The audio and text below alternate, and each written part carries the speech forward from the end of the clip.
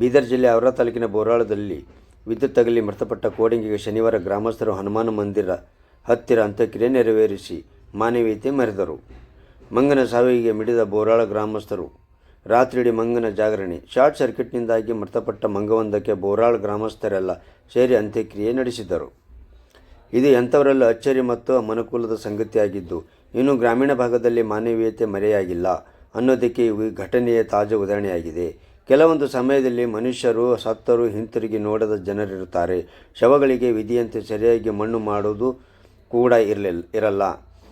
ಅದೆಷ್ಟು ಅನಾಥ ಶವಗಳನ್ನು ಪೊಲೀಸರು ಅಂತ್ಯ ಸಂಸ್ಕಾರ ಮಾಡಿ ಬಿಡುತ್ತಾರೆ. ಇಂಥದ್ರಲ್ಲಿ ಇದೊಂದು ಗ್ರಾಮದಲ್ಲಿ ಶಾರ್ಟ್ ಸರ್ಕ್ಯೂಟ್ನಿಂದಾಗಿ ಸತ್ತ ಮಂಗವೊಂದಕ್ಕೆ ಗ್ರಾಮಸ್ಥರೆಲ್ಲ ಸೇರಿ ಅಂತ್ಯಕ್ರಿಯೆ ನಡೆಸಿದ್ದಾರೆ. ಶುಕ್ರವಾರ ರಾತ್ರಿ ಗ್ರಾಮದಲ್ಲಿ ಮಂಗವೊಂದು ವಿದ್ಯುತ್ ಟಿಸಿ ಏರಲು ಹೋಗಿ ಶಾರ್ಟ್ ಸರ್ಕ್ಯೂಟ್ನಿಂದ ತೀವ್ರವಾಗಿ ಗಾಯಗೊಂಡಿತ್ತು. ಜನರು ಕರೆಂಟ್ ಶಾಕ್ ತಗುಲಿದ ಮಂಗವನ್ನು ಉಳಿಸುವುದಕ್ಕೆ ಎಷ್ಟೇ ಹರಸಾಹಸ ಪಟ್ಟರೂ ಸಾಧ್ಯವಾಗಲಿಲ್ಲ. ಆದರೆ ಮಂಗನ ಸತ್ತ ಬಳಿಕ ಕ್ಷಣಕಾಲ ಗ್ರಾಮಸ್ಥರೆಲ್ಲ ಸೇರಿ ಮಮ್ಮಲು ಮರಗಿದ್ದಾರೆ. ಗ್ರಾಮದಲ್ಲಿ ಗಣ್ಯರೊಬ್ಬರು ತೀರಿ ಹೋದ ರೀತಿಯಲ್ಲಿ ವಾತಾವರಣ ನಿರ್ಮಾಣವಾಗಿತ್ತು.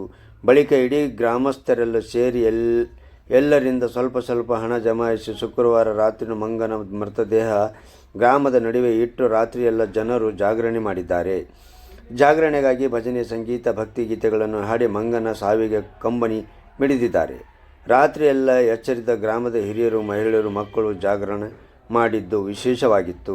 ಹಳ್ಳಿಗಳಲ್ಲಿ ಇವಾಗಲೂ ಯಾರೇ ಗ್ರಾಮದ ಹಿರಿಯರು, ಸ್ವಾಮೀಜಿಗಳು ಸಾವನ್ನಪ್ಪಿದೆ ಪಾರ್ಥಿವ ಶರೀರವನ್ನು ಮೆರವಣಿಗೆ ಮಾಡಿ ಗ್ರಾಮದ ಆಯಕಟ್ಟಿನ ಸ್ಥಳದಲ್ಲಿಟ್ಟು ಜಾಗರಣೆ ಮಾಡುವ ಹಾಗೆ ಮಂಗನ ಜಾಗರಣೆ ಮಾಡಲಾಗಿದೆ. ಶನಿವಾರ ಗ್ರಾಮಸ್ಥರೆಲ್ಲ ಸೇರಿ ಊರಿನ ಪ್ರಮುಖ ಬೀದಿಗಳಲ್ಲಿ ಮೆರವಣಿಗೆ ಮಾಡಿದ್ದಾರೆ.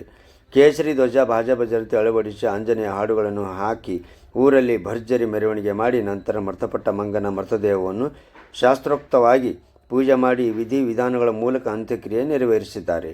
ಶನಿವಾರ ಆಂಜನೇಯ ಸ್ವಾಮಿ ವಾರವಾದ ಕಾರಣ ಗ್ರಾಮದ ಹಲವರು ಜನರು ಮಂಗನ ಅಂತ್ಯಕ್ರಿಯೆಯಲ್ಲಿ ಪಾಲ್ಗೊಂಡು ಹನುಮಂತನ ಕೃಪೆಗೆ ಪಾತ್ರರಾದರು.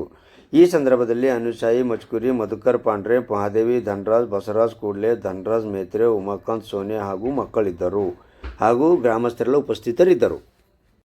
आज आपल्या गावामध्ये रात्री करंट लागून वानेर मेलेला आहे. तरी सर्वत्र गावकरी मिळून पट्टी करून या वानेराचं सर्व सत्कार करून आपल्या हनुमान मंदिराच्या मागे त्यांचं अंत्यविधी करण्यात आलेला आहे. त्यासाठी कुठेही प्राणी पक्षी काही मरू दे, समजा गावाला कळवायला राहू दे. असंच कोणतेही वानेर मरून गेले मग कोण एकूण एकाला माहिती करून त्यांनी सर्वजण त्याचं एक अंत्यविधी करावं. सर्व आपले बोरळ गावाला धन्यवाद.